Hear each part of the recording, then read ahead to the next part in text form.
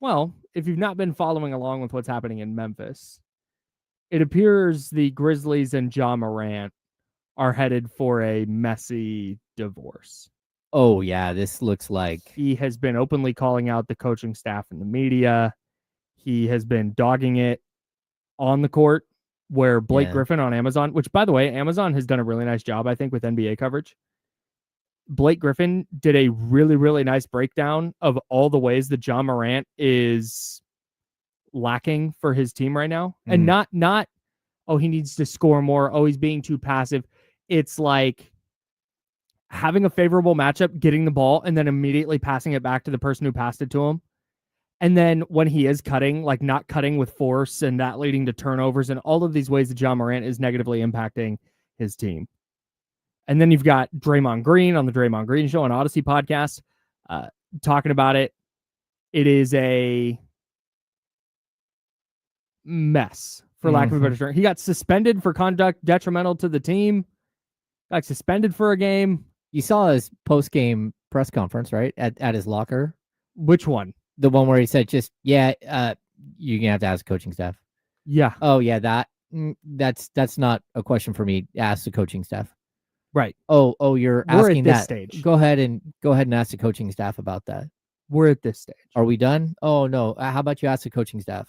Right. Yeah. So naturally, and I think this is going to happen with every star player who may or may not become available for the next, until the Kings pick a direction. Yeah. I think we have to have the discussion about whether the Kings should be calling Memphis about Morant. And I know that for a lot of people, the knee-jerk reaction is no, because look at how it's going in Memphis. Look at all of his off-court stuff. Look at the injury stuff.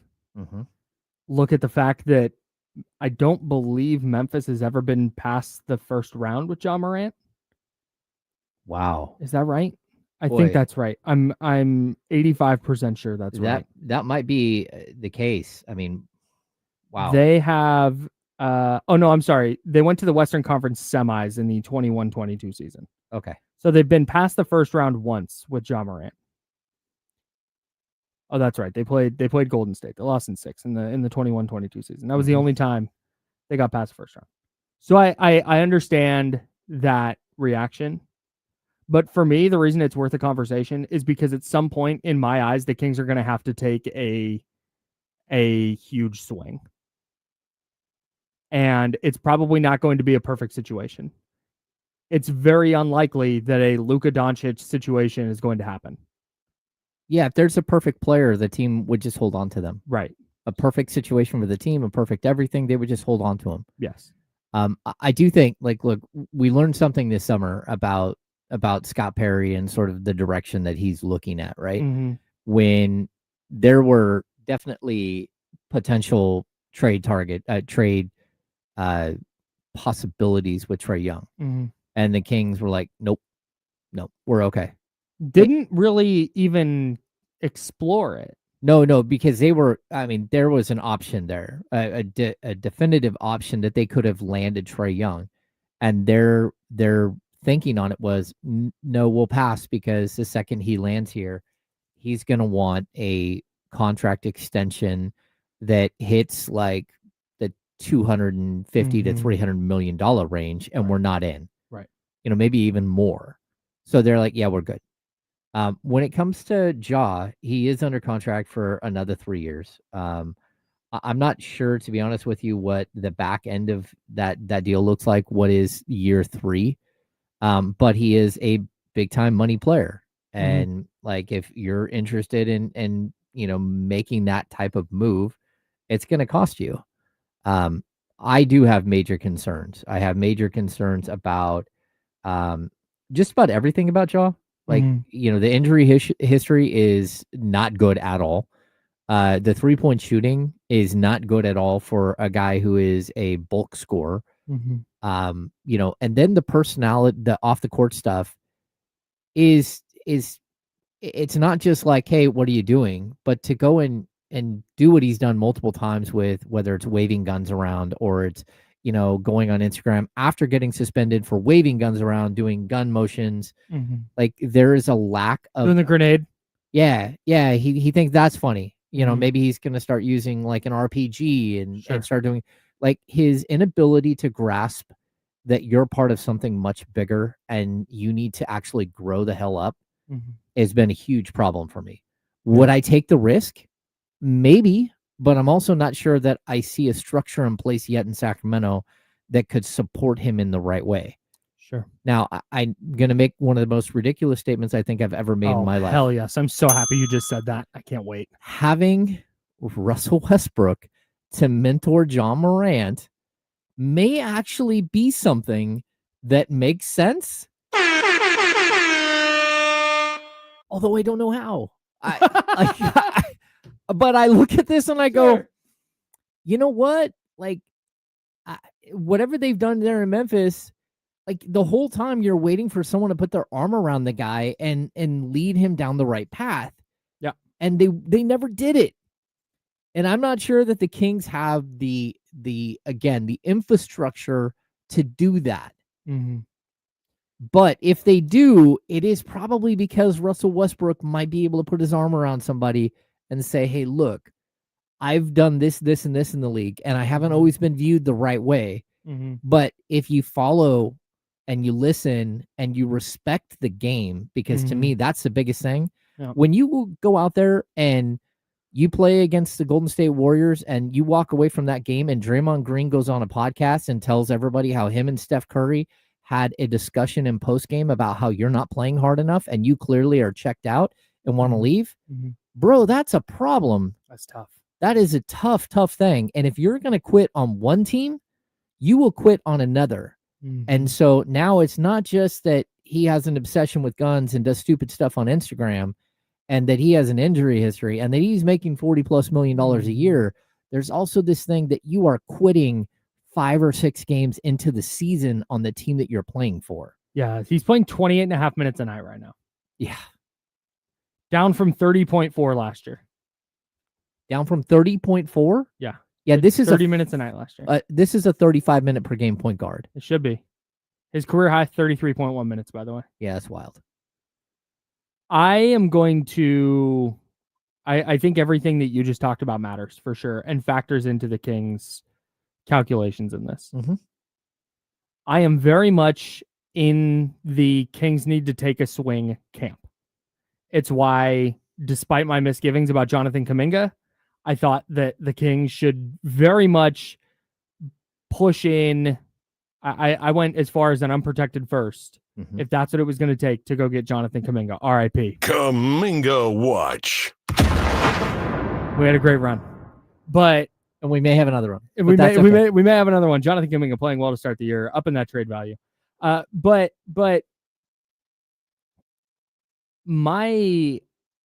I'm going to say issues. The reason I don't think John Morant is the player to take a swing on is because of the style of player he is. He just turned 26.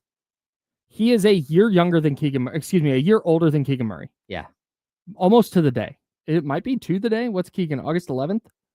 And Ja is August 10th of 99. Keegan is August 11th of 2000. But I am out on this style of guard. Ja is explosive as hell and does some ridiculous things with the basketball, especially when he gets in the paint. He does things in the air that not that many players on the planet can do. And I would understand the argument for somebody saying just get that talent in the building and you figure the rest out. But this is a player who for his career is averaging 22.6 points. He peaked at 27.4. That was in the 21-22 season.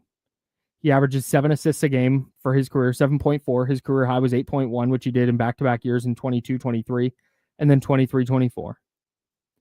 But I think when you are an undersized guard like this who doesn't play awesome defense, I think you have to be able to shoot it. I think if you're going to exist in a space where you are the lead guard on a title contender, which if you're getting John Morant, that's what you're hoping he's doing. You're not getting John Morant to be your second or third option. You're getting John Morant to be the guy. And I think if you're going to be the style of guard that he is, I don't think you can be a career 31.3% 3-point shooter who hasn't shot better than 30% since 21-22. Well, and on top of that, who shot more than 5 threes a game since then every year? Yes. More than 5. So that's a problem. I'm out on this type of player. If you're going to be an undersized guard who doesn't play defense, who doesn't play great defense, and you're not going to shoot it from 3, I just think that your value offensively plummets in relation to how talented you are with the basketball in your hands. And I don't want to build a team around that.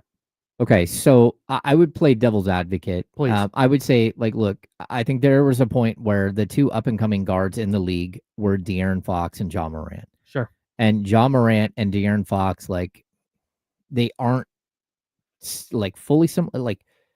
Ja is the high-flying version of De'Aaron Fox. De'Aaron Fox Same can dunk. bucket of player, it feels like. Yeah. So De'Aaron is a high flyer, but only when he wants to. Ja, he chooses that path all the time. He likes to put on a show. I think there is a way to get him in a structured offense and a design, build something around him. And, again, you're talking about a reclamation project here. You're talking about somebody who has a path to get back to being one of the top players in the league. I mean, this is a guy who could be an all-NBA player without any question for another 5 years. Sure. But at the same time, there is so much risk because it's not just the play on the court. Again, the injury history is brutal, right? And a lot of the injury issues is because of the way he plays. Yeah, it makes you wonder how well his game's going to age. Exactly. And De'Aaron Fox learned very quickly, I can't be that guy. I can't get to the free throw line 8 to 10 times a game and get thrown to the floor again and again and again, right, and expect to have the career that I want to have. Right. So he toned it back. He toned down the big dunks. He toned down a lot of that stuff, a lot of fall away jumpers, a lot of other stuff. And so for me, I look at who Ja is as a player, and I am concerned about how well his game will age. But I also, there is a way for players to find the right spot and to grow and to become something better somewhere else. And I think his time in Memphis has clearly run its course. And I just, there are enough red flags here. But you're talking about, we're not talking about Jonathan Kuminga, who is nothing but maybe he can become this player. We've seen Ja Morant be a top 10 MVP candidate. Yeah, he finished 7 at one point. He finished 12 at one point. And that was the year he averaged 27 points, 6.7 assists, and 5.7 boards. Yeah. And the Kings, just so people understand, they do have 3 different ways in which they could do this. They could package Malik Monk and DeMar DeRozan to match salaries and bring back Ja Morant. I know the Kings also, from what I've heard, they really like Jalen Wells.